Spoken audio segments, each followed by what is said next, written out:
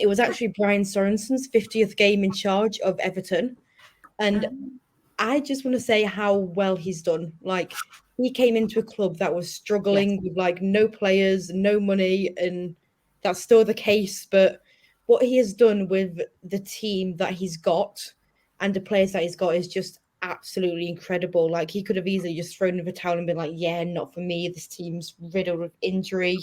We can't buy any players. We're just selling players. We can't like do anything about it. But he's made the best out of a bad situation, and like he's such a lovely guy as well. Like, if you've met him, like he's just so lovely. Like, I really enjoy being part of his press conferences because I just think he's so nice, and he's just done what he can with the situation he's got. And for that, I think hats off to him and congrats on 50. And he comes across like he really cares as well. Yeah, he does. And it's really refreshing to see that in a manager, like how much.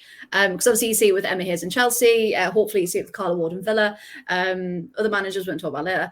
But yeah, you really see it with Brian Sorensen. He's just like, I'm here despite what's been thrown at us. Like, I'm gonna do my best. So yeah, that good. I think we need more shout outs like that. That's fantastic. This again, we're talking about managers. Matt Beard gets at Liverpool, that it's a family club. It is rooted in the community, and they play the Liverpool way. They love to go forward and attack. They love to play challenging. Brian Sorensen gets that Everton Chloe, at the moment considered a bit the poor relations of the city of Liverpool in terms of money and stuff. And he turns around and comes out and says, yeah, we've got no money. We're the underdogs. Yeah. We've got this identity. We'll come out and fight. Emma Hayes comes out and says, we're Chelsea. You ain't beating us. Yeah. And they've all, Mark Skinner's just, it works. I'm not really fussed about the identity of the club. I'm not really fussed about players being happy. I'm not really fussed about who are signed from season to season. We won, didn't we? And it's like, it is very nice, isn't it? Yeah. That works. That might work at London City. That might work at, some of the lower reaches teams. But at Man United, you've got to elevate yourself. And I think I sound like I'm ripping into him. I've used a 2-0 win and I'm still ripping into him. But I think that's the problem that Man United. The more I think about it, the more I think the problem with Mark Skinner isn't necessarily his results, because from the externally, people will turn around and go, yeah, you beat Bristol City 2-0. Good on you. Yeah, it's a win. It's 3 points, yeah. It's a win. It's 3 points. What are you complaining about?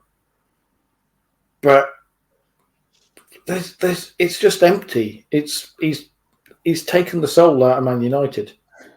And there's mistreatment of players, which again is something Man United as a club don't do. I love that from Graham. He just read chapter 1, verse 1 of the Manager's Bible. Yeah. Because it's so impersonal. It's just like you said, it feels like he's very detached from what the job is, and you need that passion in a game like this. You need to show that you can. I know obviously some people show their emotions very differently, but it would be nice to see him fighting for the team rather than maybe fighting for an image for himself.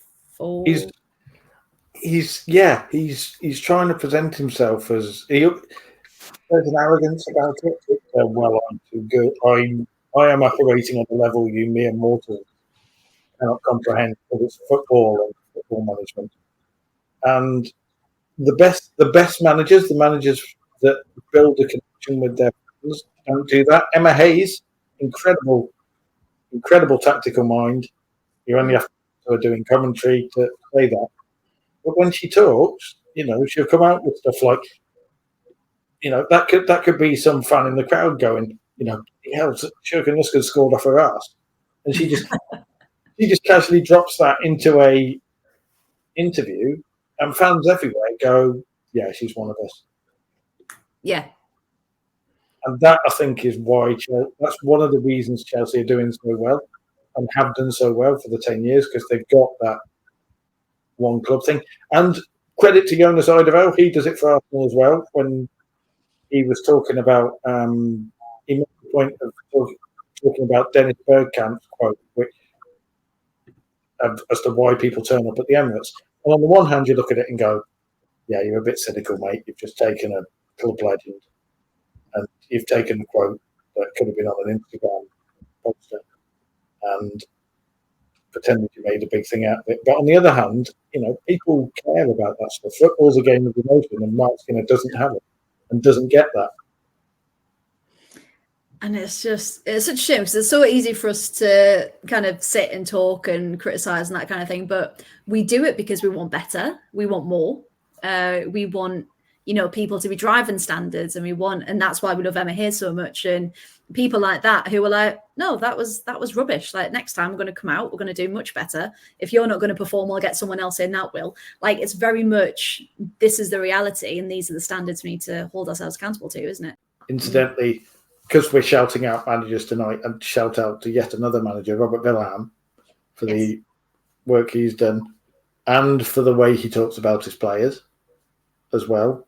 Yes. Because he's unfailingly positive about them, and it's refreshing when we talk about certain other managers to see Robert Villaham do that. And I've already seen people saying, get him in at Manchester United over the summer. I don't think he'll leave Spurs because I think he's building something very special there. Yeah, I think he's quite safe there, isn't he? But he's just, like you said, the way he's so supportive and he's so kind about his players as well. Like, you can tell he would be such a good influence for that club and on that training pitch as well. It's weird because Spurs have been one of those clubs who've gone for a few years, but in the same year they've got obviously Ange Postecoglou for the men and Villaham. They've clearly gone out and gone, we're going to recruit someone who the players are going to love first and foremost. Like, we're going after players, coaches first of all, and then we'll go from there and build the culture of everyone. They've seen what works at Chelsea. They've seen what Arsenal have done and what the successful clubs have done, and said, right, okay, we're looking for, because Robert Villaham might as well be Jonas Eidevall's manager twin. Like in the way he talks about a lot of stuff, in the quiet authority he's got as well. Yeah, he doesn't run around shouting, but as you can tell, I have a lot of time for him.